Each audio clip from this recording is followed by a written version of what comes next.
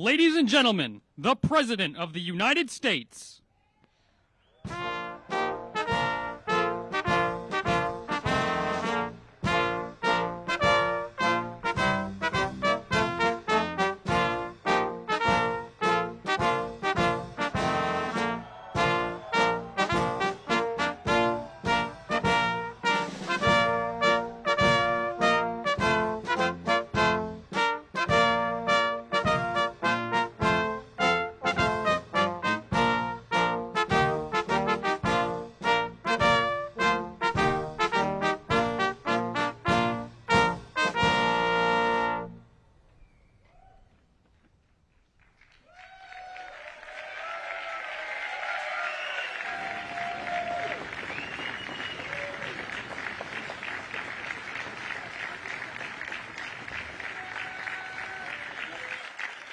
Thank you very much.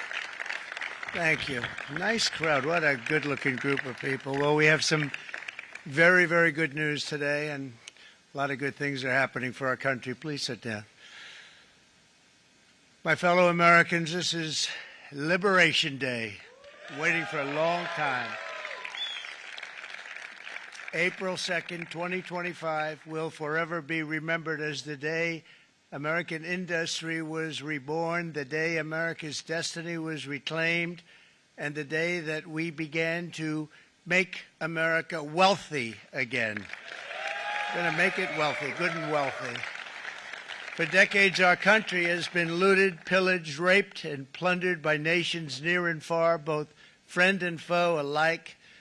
American steelworkers, auto workers, farmers, and skilled craftsmen, we have a lot of them here with us today.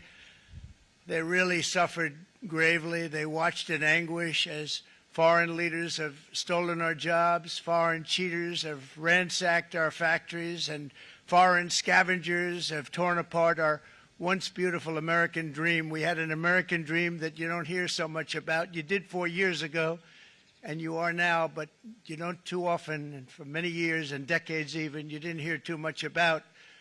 Our country and its taxpayers have been ripped off for more than 50 years, but it is not going to happen anymore. It's not going to happen. In a few moments, I will sign a historic executive order instituting reciprocal tariffs on countries throughout the world. Reciprocal, that means they do it to us and we do it to them. Very simple. Can't get any simpler than that. This is one of the most important days, in my opinion, in American history. It's our declaration of economic independence.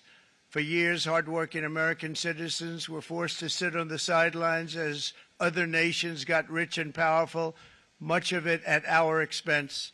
But now it's our turn to prosper, and in so doing, use trillions and trillions of dollars to reduce our taxes and pay down our national debt, and it'll all happen very quickly.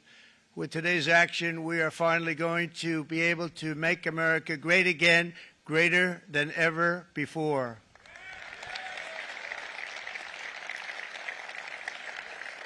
Jobs and factories will come roaring back into our country, and you see it happening already. We will supercharge our domestic industrial base. We will pry open foreign markets and break down foreign trade barriers. And ultimately, more production at home will mean stronger competition and lower prices for consumers. This will be indeed the golden age of America. It's coming back. We're going to come back very strongly. We're pleased to be joined on this momentous occasion by Vice President J.D. Vance. J.D., thank you. Thank you. Thank you very much. Where are you, J.D.? No, that wasn't too hard to find. I was looking, you know, he likes to take a low-key attitude, so usually be sitting right in front. He's gaining a lot of confidence, Mike, isn't he? And nearly my entire cabinet is here, as well as Speaker Mike Johnson, who's done an amazing job.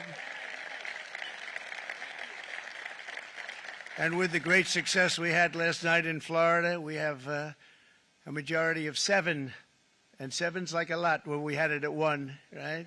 You've done a fantastic job, and many of the members of the House and Senate are with us. Senators, Congressmen, thank you all for being with us. We appreciate it.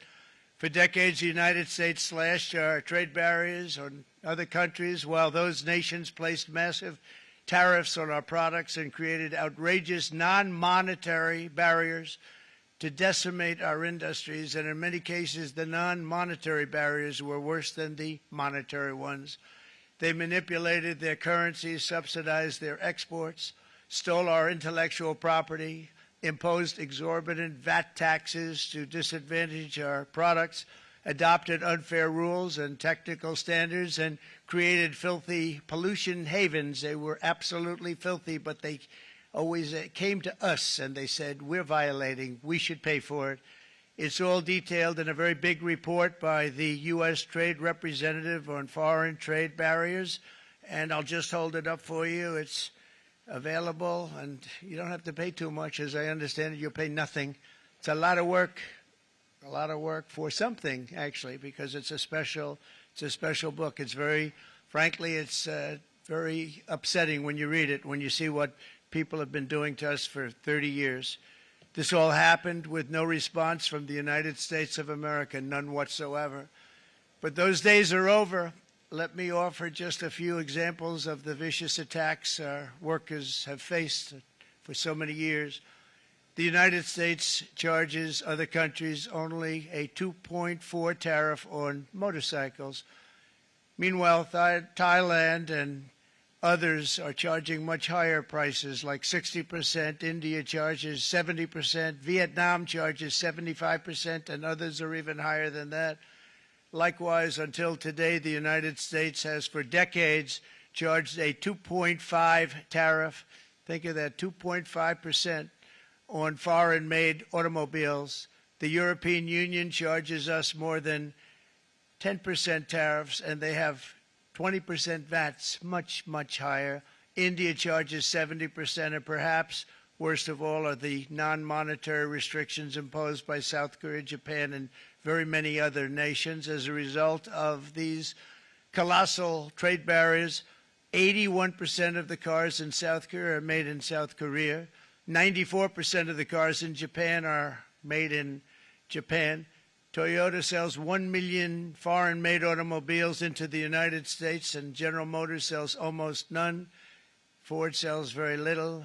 None of our companies are allowed to go into other countries. And I say that, friend and foe, and in many cases the friend is worse than the foe in terms of trade. But such horrendous imbalances have devastated our industrial base and put our national security at risk. I don't blame these other countries at all for this calamity. I blame former presidents and past leaders who weren't doing their job. They let it happen, and they let it happen to an extent that nobody can even believe. That's why, effective at midnight, we will impose a 25% tariff on all foreign-made automobiles.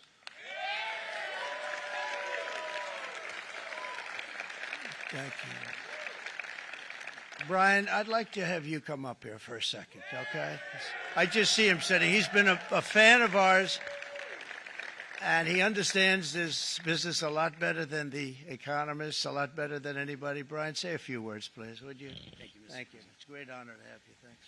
Thank you, Mr. President.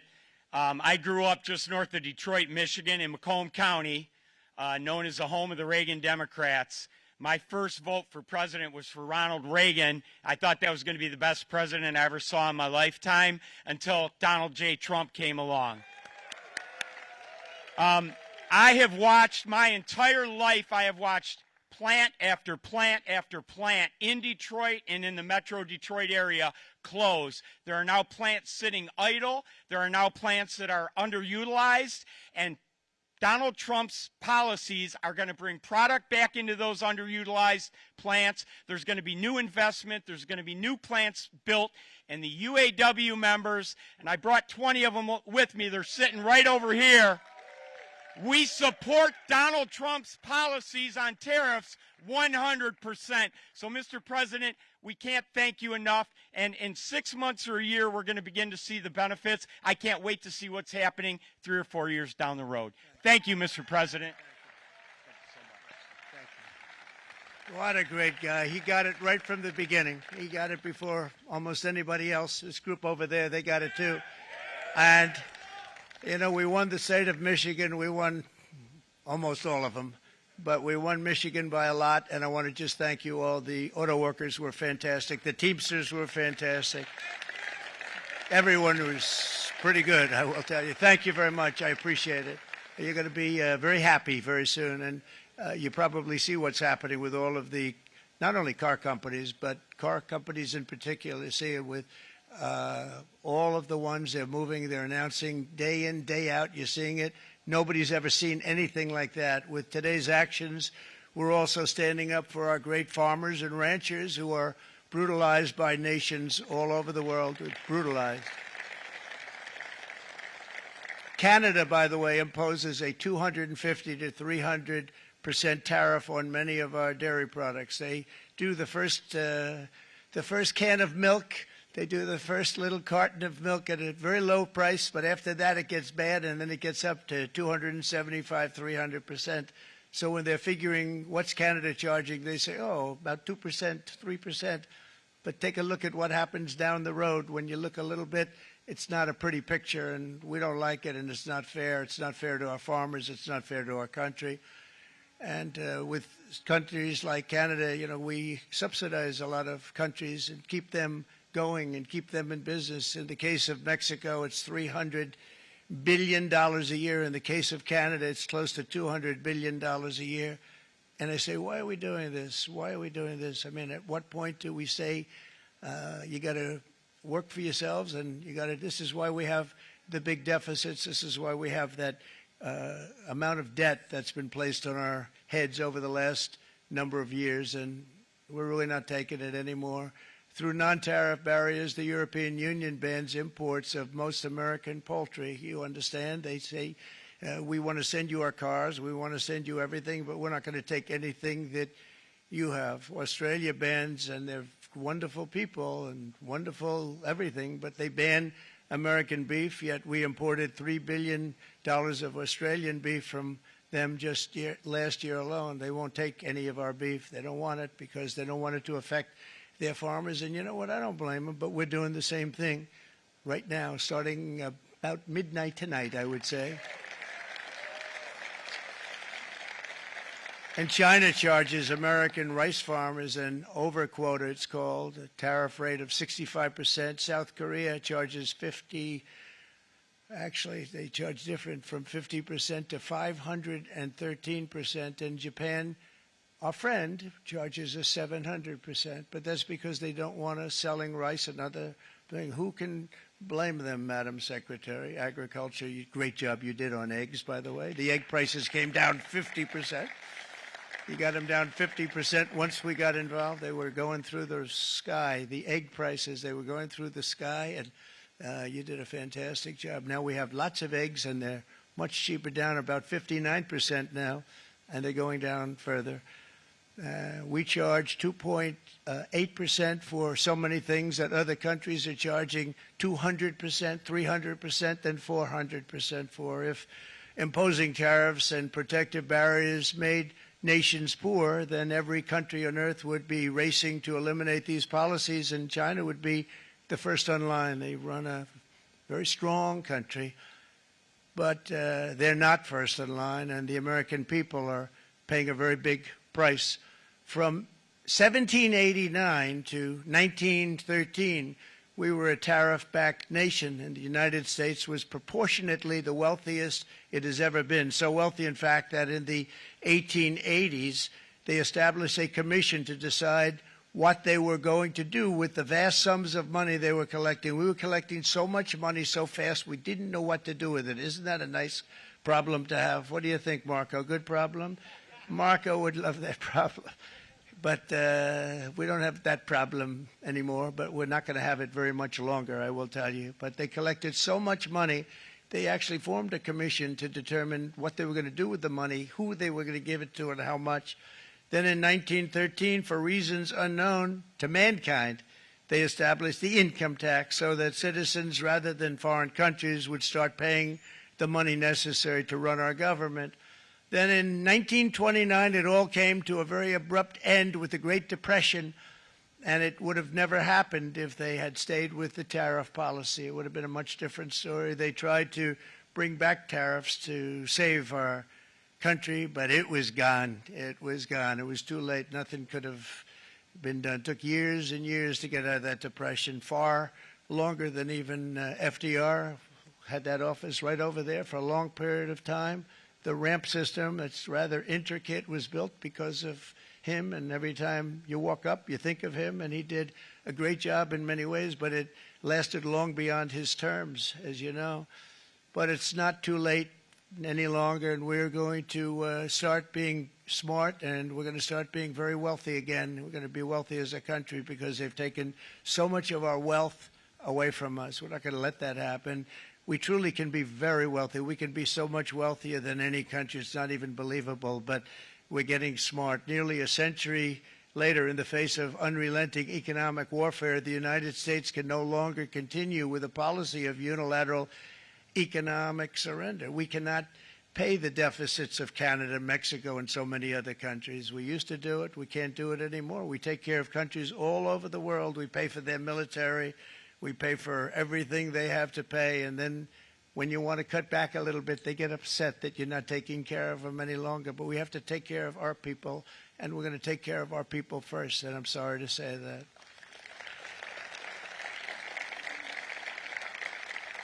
And today we're standing up for the American worker, and we are finally putting America first.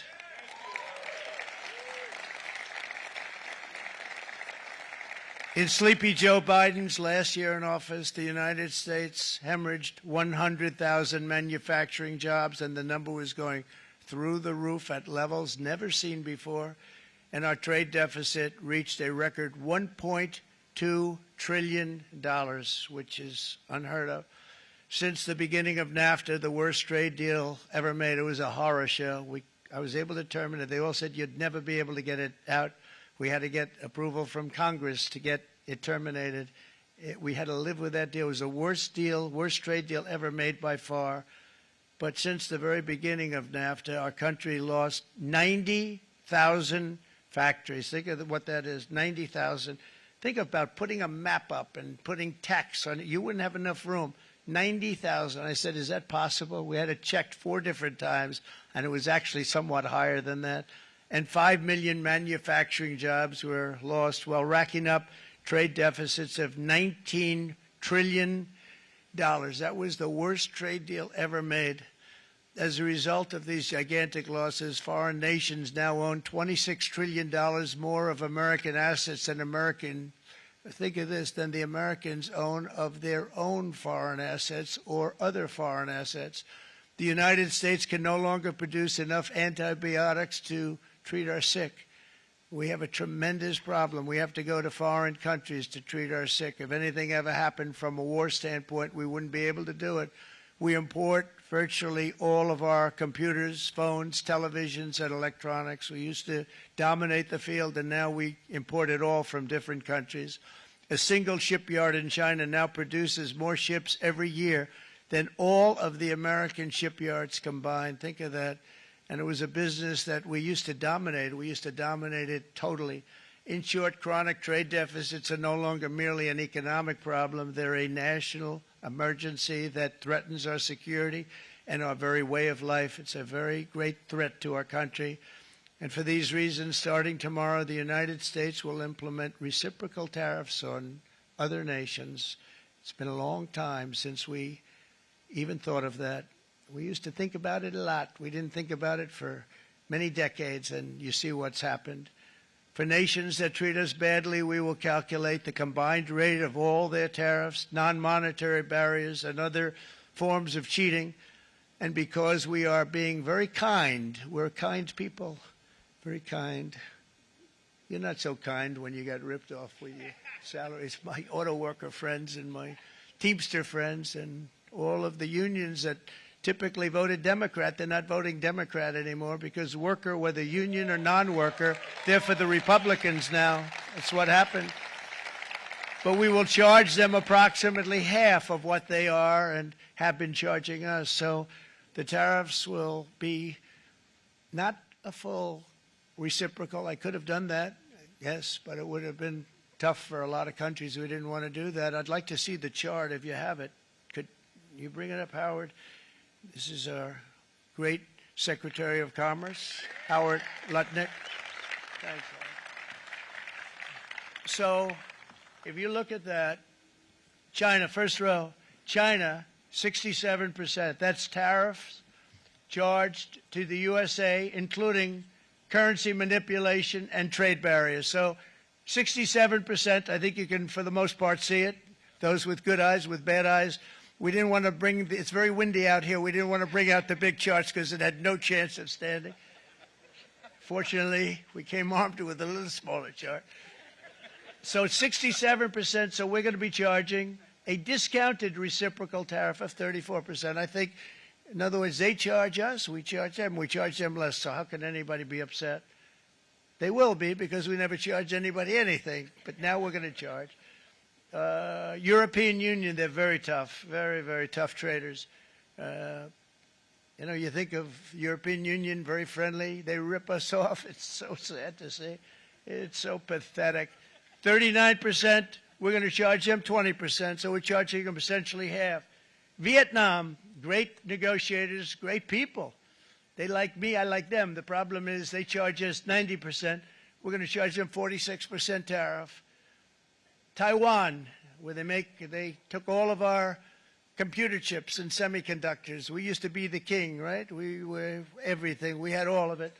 Now we have almost none of it, except the biggest company is coming in. We're going to end up with almost 40%. Lee Zeldin's working to get their approvals. And it's an amazing company. Mr. Wei, of one of the great companies of the world, actually. They're coming in from Taiwan, and they're going to build one of the biggest plants in the world, maybe the biggest for that. But 64%, we're going to charge them 32%. Japan, very, very tough, great people. And again, I don't blame the people for doing it. I think they're very smart in doing it. I blame the people that sat right in that Oval Office, right over there, right behind the Resolute desk or whichever desk they chose. Japan, 46%. They would charge us 46%, and much higher for certain items like cars, you know, little items like cars. 46%, we're charging them 24%. India, very, very tough, very, very tough. The Prime Minister just left. He's a great friend of mine, but I said, you're a friend of mine, but you're not treating us right. They charge us 52%. You have to understand, we charge them almost nothing for years and years and decades. And it was only 7 years ago when I came in, we started with China and charged them. We took in hundreds of billions of dollars from China in tariffs. And they understood, honestly. President Xi understood. He said, look, I understand. And the other countries, and they all understand.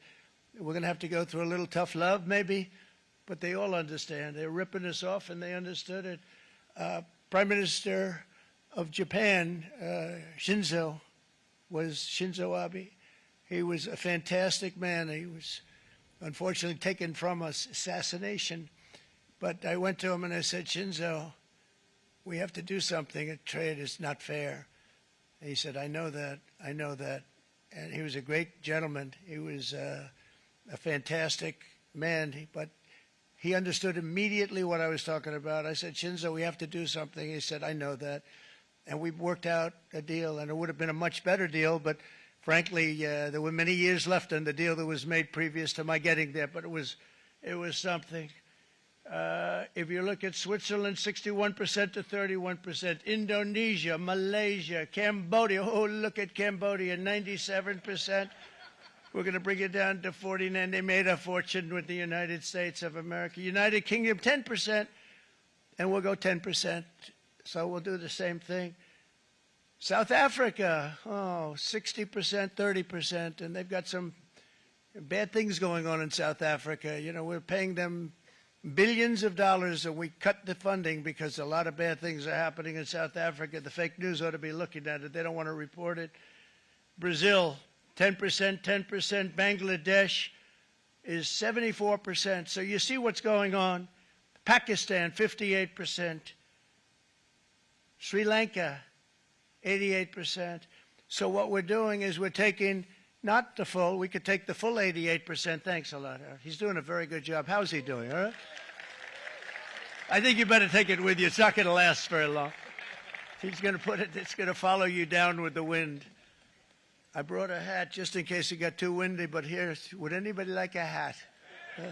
I'm not giving it to a cabinet. I'm giving it to the auto workers. Come here.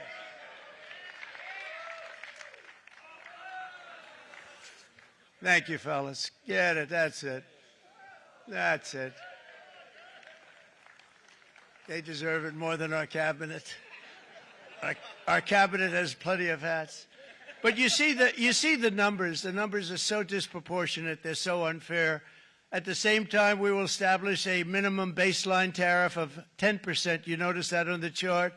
And that'll be on other countries to help rebuild our economy and to prevent cheating. So we're going to have a minimum of cheating, and we're going to be very severe on the people that at the gate that watch the tariffs and watch the product coming in, because there's been a lot of bad things happening at the gate because the money is so enormous that you're talking about. There's never been probably anything like it in terms of the enormity, and there are a lot of bad things happen at the people that do the check-in, and they're looking at 10-year jail sentences if they do play. We're going to treat them so good, but if they cheat, the repercussions are going to be extremely strong. Foreign nations will finally be asked to pay for the privilege of access to our market, the biggest market in the world. We're right now the biggest market in the world. We had a great country 4 years ago in terms of the economics. We were doubling up on China. We were doing so well. Nobody was going to catch us, but so much of it slipped away over the last 4 years under Biden. I campaigned on this policy throughout last year, and today that promise was made, and it was also a promise, as you know, that was kept. Promises made, promises kept. To any company that objects to our common sense reciprocal tariffs, again, reciprocal, back and forth, back and forth. And I call this kind reciprocal. This is not full reciprocal. This is kind reciprocal. But what we do is we cut it in half. We charge them. My answer is very simple if they complain. If you want your tariff rate to be zero, then you build your product right here in America, because there is no tariff if you build your plant, your product in America. And we've seen companies coming in like we've never seen before. Likewise to all of the foreign presidents, prime ministers, kings, queens, ambassadors, and everyone else who will soon be calling to ask for exemptions from these tariffs. I say, terminate your own tariffs, drop your barriers, don't manipulate your currencies. They manipulate their currencies like nobody can even believe, which is a bad, bad thing and very devastating to us. And start buying tens of billions of dollars of American goods. Tariffs give our country protection against those that would do us economic harm. And many people were looking to do us economic harm. Maybe not so obviously, but they were doing tremendous economic harm. But even more importantly, they will give us growth. These tariffs are going to give us growth like you haven't seen before. And it'll be something very special to watch. I am so looking forward. And Brian, it's going to happen even faster than you said. You know, you might say, but it's already started. It's already started. Work's already begun on plants all around the country. And you see that as before. These are big, rich companies. We have $61 billion started on a big plant going up. It's going to be announced over the next 2 days, and they already started work. Many of these the biggest companies in the world, they've committed to build, build, build. We're going to build, build, build, sir. And they came here to see me, and they wanted to know if they could have a press conference. I do as many as I can. I'm pretty busy trying to stop Russia and Ukraine and the Middle East. We got to stop that. We got to stop the Houthis, which we're making tremendous. They like shooting ships down and out of the water, sinking ships. They get a kick out of it, but they're not getting such a kick out of it now, are they, Mr. Secretary? They're not getting such a kick out of that now. But here are just a short list of some of the companies that have already announced and committed to investment. And this is a company that built its factories and its plants in China. Apple is going to spend $500 billion. They never spent money like that here. They're going to build their plants here. SoftBank, OpenAI, and Oracle, great companies, are investing $500 billion almost immediately. NVIDIA, a hot company, is investing hundreds of billions of dollars. They just announced. TSMC, the biggest, most important company in the world of chips from Taiwan, with no investment from us, is investing $200 billion. And they said the reason was, number one, the election of November 5th, and number two, the tariffs. They don't want to pay the tariffs, and the way they're not paying it is to build their plant here. So we're going to go from almost no percentage. We used to have 100% of the chip market. Now it's all in Taiwan. Almost all of it's in Taiwan, a couple of other countries, but mostly in Taiwan. And think of it, we had 100%. We lost it because of people in that office that didn't do their job. They allowed it to be stolen from us. Johnson & Johnson, great company, $55 billion. Eli Lilly, $27 billion. Meta is investing $500 billion. Wow. DeMac is investing $20 billion. CMA, CGM, $20 billion. And then you have Merck and Clarios, Stellantis, General Motors, GE Aerospace, Honda, Nissan, Hyundai are all putting in billions and billions of dollars, and they're committed 100%. So. And we've never had, and this is after 2.5 months. This is after just a short, this all took place as soon as we came out with what everybody wanted to do. You know, I watched a gentleman today on television, used to work with Lee Iacocca, a very respected automobile person, and he said, you know, because they're asking people, they try and get as many negative people as they can, but they can't find them too much. It's pretty hard to find in terms of what we're doing, especially when they see all this investment. They said, so tell me, what do you think of what Trump is doing from the automobile standpoint? He said, I can't believe it. Somebody is finally, he's an older guy, real pro, really top guy, with Lee Iacocca. He said, I never thought I'd see the day when this would happen, where somebody had the courage to go and do what has to be done. This is transforming our nation. Our entire nation is going to be transformed, not only with the cars, but on every single other item that's built. We're going to become an industrial powerhouse. And he said that so beautifully today. In fact, I'm going to find out, I'm going to get a tape, and Bruce, I'm going to get that tape, and I'm going to send it to you out in Long Island, and you're going to play it for the people. And all your union workers and your non-union workers out there, you got a pretty even split. But we have, so far, it looks like we're going to have about $6 trillion of investments, and you wouldn't do that in years in this country over the last number of years. $6 trillion, and that's going to be much higher by the end of the year. And think of what $6 trillion is. You wouldn't have even a small percentage of that under this other system. We're going to be an entirely different country, and it's going to be fantastic for the workers. It's going to be fantastic for everyone. There will never have been a transformation of a country like the transformation that's already happening in the United States of America. It's an incredible thing to watch, and it's incredible to meet with the top people, people that you read about, very wealthy people, or people that are great managers and executives and presidents of big public companies, and to watch the enthusiasm they have now that they didn't have. They gave up on our country. They went to foreign countries and they built.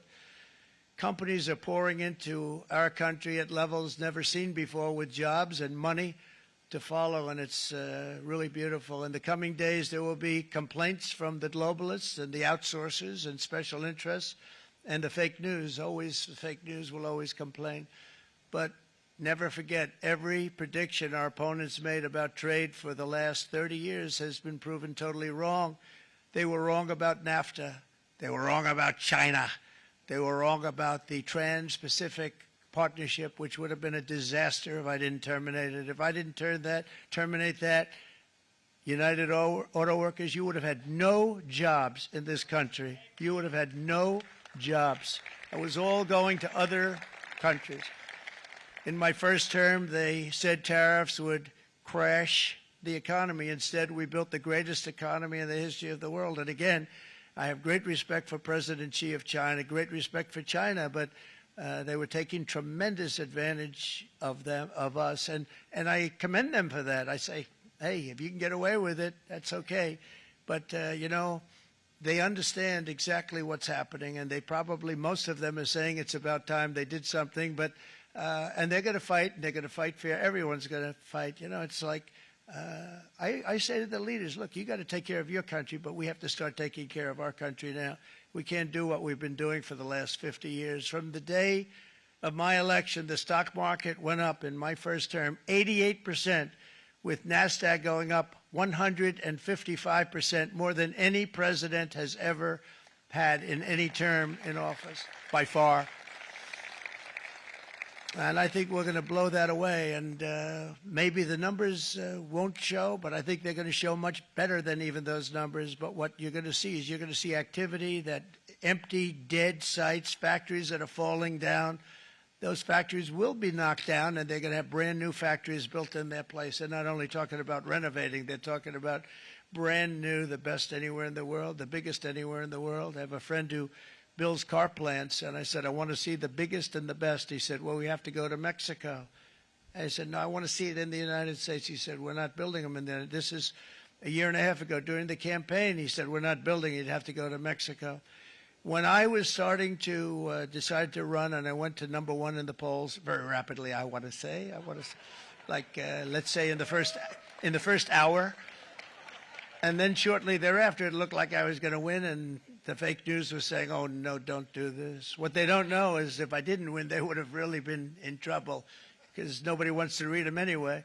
But I tell you what, when it looked like I was going to win, I announced that I was going to be doing exactly what we're talking about today. Great consistency, actually, because I've been talking about it for 40 years, but because I saw what was happening 40 years ago. If you look at my old speeches when I was young, very handsome, my old speeches, and that people would say I'd be on a television show, I'd be talking about how we were being ripped off by these countries. I mean, nothing changes very much. The only thing that changed were the countries, but nothing really changes. But it's why it's such an honor. It's such an honor to be finally able to do this.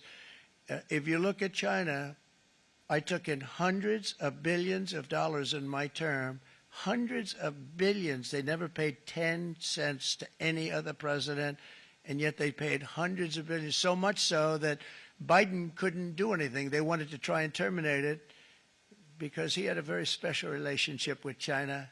You know what the relationship was? He had a special relationship. But the numbers were so big, that they couldn't do it. So they did ease it up. They did things that they shouldn't have done. They made it a lot more comfortable for them, but they couldn't do it because the numbers were hundreds of billions of dollars, and I did that. And we were on our way to doing something like incredible. And then we had a very bad election happen, a lot of bad things happened. So when I said we got to do it again, I said we have to make it too big to rig, and we made it too big to rig, and we won in records, and it was a monumental win. And it was such an honor to see so many of you, like Brian and your friends, here with us to celebrate, and to more importantly celebrate what we're doing, because that wouldn't be a full celebration if we didn't do this, because this will be an entirely different country in a short period of time. It'll be something the whole world will be talking about it. The critics made the very tired predictions earlier this year, but in February, core inflation dropped to the lowest rate in 4 years, and the price of eggs, as you know, just in a month and a half, we were there for 4 weeks, and the first week I got blamed for eggs. I said, I just got here. They said eggs have gone up at like 250%, and you can't get eggs, and they were going crazy. And I said, I just got here. And then we got to work on eggs, and we got to work on everything. And our great Secretary of Agriculture, you did a fantastic job, Brooke Rollins. She did a fantastic job. And as I said before, the price of eggs dropped now 59%, and they're going down more, and the availability is fantastic. They were saying that for Easter, please don't use eggs. Could you use plastic eggs? I said, we don't want to do that. We want to, and you really came through. It's an amazing job. Thank you very much, Brooke. You did great. But likewise, an old-fashioned term that we use, groceries. I used it in the campaign. It's such an old-fashioned term, but a beautiful term, groceries. It sort of says a bag with different things in it. Groceries went through the roof, And I campaigned on that. I talked about the word groceries for a lot.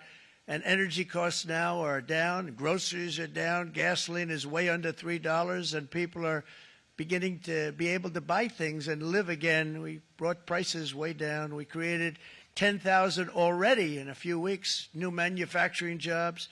And it was that took place in 1 month, numbers that they haven't seen in a long time. We had virtually no inflation under my term. We had virtually no inflation for 4 years. But after transitioning over to Sleepy Joe, it went from almost non-existent to the highest in the history of our country. They had the highest inflation in the history of our country, brought up by energy and bad spending and bad policy, and a lot of bad things happened. How about allowing millions and millions and millions of people to pour into our country with open borders, where it's so sad to see even now. And I see our great secretary you have done. Stand up, please, Christy. Stand up. Christy Noem. And Tom Homan. These people are doing a great job, but gotten them out in records. And we have problems with judges that don't want them to go out. They want Tren de Aragua, and they want MS-13, the most vicious gangs ever. Nobody's ever seen anything like it. Absolute killer gangs. They kill people. They don't even think about it. And we put them out, and we have judges now, radical left judges that they don't want them to go out. They want them to even be brought back. Let's bring them back. You've done a fantastic job, and please thank everybody. Homeland Security, thank everybody. Appreciate it. And we now have a border that's the best border that we've ever had, even better than it was my first term. My first term we did good, but this one we really specialized in. We've done really well. And we had records then. We had the best, safest border. 4 years ago, we had the best border there ever was. And now we have, you've actually matched it and done even better. And we're going to get it down the right way. And we want people, by the way, to come into our country, but we want to come in through a legal process. We want them to come in legally. We need more people. We need people to run these plants and to help the auto workers and the Teamsters and the non-union people and everybody else. But we need people and the farmers. And we're going to let people come in, but they want to come in. We want them to come in legally. They have to have the capability of loving our country, not people that hate our country. We don't want them in our country. And now we're going to pass the largest tax cuts in American history, and that's where we're relying on Mike and John Thune. And we will not cut Social Security, Medicare, or Medicaid benefits, and the Democrats will, because if they got in, the entire economy would collapse. This country was heading for a collapse under the people that you saw. They were horrible. I think one of the reasons people like the job, I have my highest approval ratings because I think they're comparing me to the worst administration in the history of our country, so I appreciate that at least. But Speaker of the House Mike Johnson and Senate Majority Leader, appreciate it, Mike. John Thune have been fantastic, by the way. But they've been working tirelessly on taking the next step to pass the plan for our one big, beautiful bill. I'd like to name it that if you can. One big, I made that statement about 6 months ago, and everybody calls it one big, beautiful bill. And it will be that. It'll have everything, the big tax cuts and every incentive there is. And it'll be fantastic. And by the way, for the cars, we're asking for an interest deduction on a loan. So if you build the car, only in America we do it, Brian. If the car's not built in America, you don't get the interest rate deduction. But if you build the car in America, if you buy a car, if it's built in America, then you get an interest rate deduction, tax deduction, and that's a big thing. That's going to be a big thing. I think that's going to pay for itself very quickly, that deduction. Never happened. We've never had anything like that before. Somebody said, where do you get the idea? Because it's so basic. You would think that would have happened a long time ago. It never did, and I'm very happy it didn't, because now I can say that was my idea. But we're going to get us closer to the debt extension. We have to get the debt extension passed, and I know you're going to be able to do that, Mike, and it's very important that you do that. And all of the other things that the Senate budget plan gives us, along with working, because I know they're working together, John and Mike, and the two bills are going very well together. We need to get our shared priorities done, including certain permanent tax cuts. We want the tax cuts to be permanent, spending cuts, energy and historic investments in defense, border, and so much more. We're covering everything. These will be phenomenal. There'll be no bill like this going to straighten. One bill is going to straighten out our country for many, many years to come. And we said, let's just do it and let's get it done. And some guys will love it and some guys will like it a little bit less because they're not getting what they were exactly looking for, but they're getting a lot. They'll never, if we get this done, it'll be the most incredible bill ever passed in the history of our Congress and Senate and congressmen, the senators and the congressmen, many of whom are here today, will be very proud of themselves. I really believe that it's going to set us on a whole new prosperous path. We're going to cut spending and right-size the budget back to where it should be. We're going to do that very strongly. Thank you, Rick. Thank you. John, thank you. Oh, look at all of our senators over there. Oh, boy, that's a nice group of people. But I won't like them so much if they don't get this bill done. That's a great group. And Congressman, thank you very much. I appreciate it. Tremendous people. The Senate plan is my complete and total support, and the House plan likewise is very similar. They're moving along pretty much at the same clip, and as soon as you're ready, you'll show it to me, and I'm sure it'll have my support, Mike.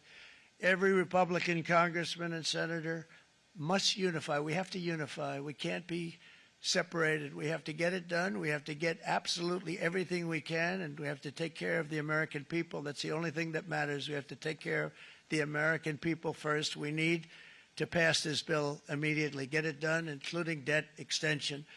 From this day on, we're not going to let anyone tell us that American workers and families cannot have the future that they deserve. We're going to produce the cars and ships, chips, airplanes, minerals, and medicines that we need right here in America. The pharmaceutical companies are going to become roaring back. They're coming roaring back. They're all coming back to our country because if they don't, they got a big tax to pay. And if they do, I'll be very happy, and you're going to be very happy, and you're going to be very safe. We're going to build our future with American hands, with American heart, American steel, and we're going to build it with American pride like we used to. We're approaching our 100th day as president and have been given credit by a lot of people, actually, even some of the fake news. Can you believe it?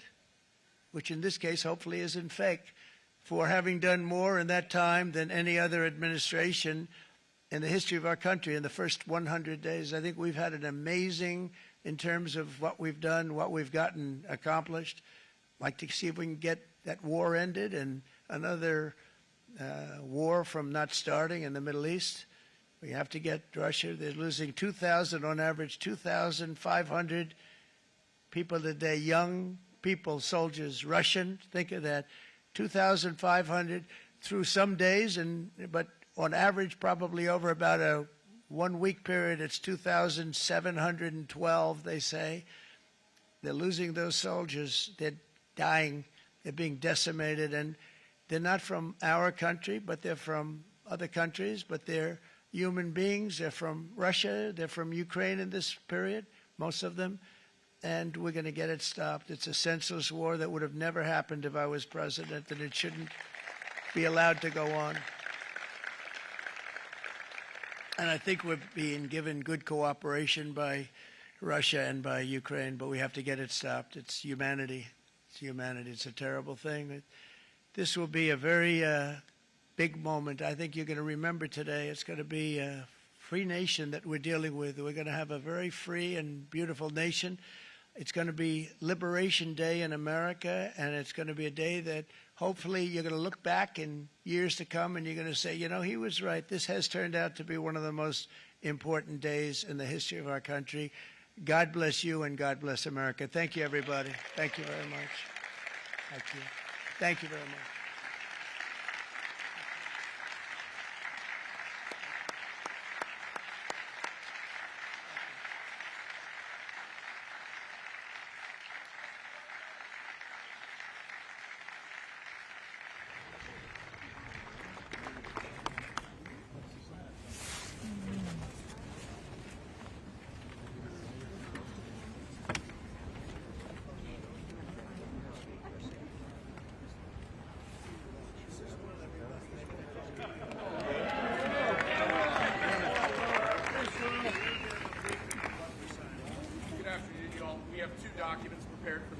signature today.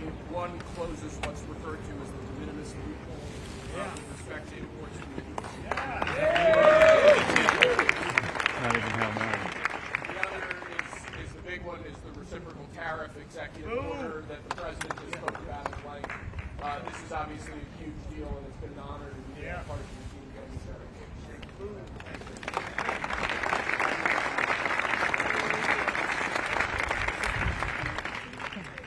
This is big stuff.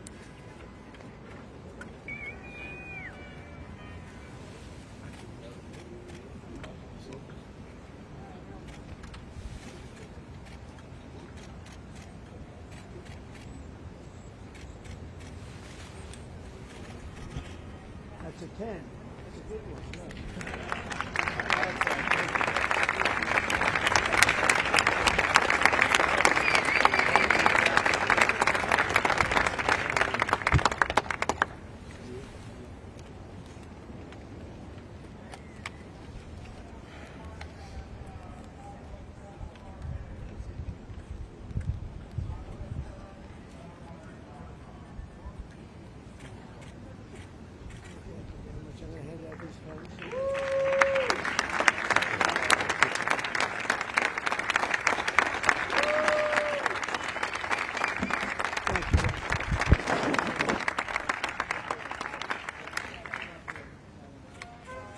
Mr. President, what do you say to American families who are worried they'll pay more?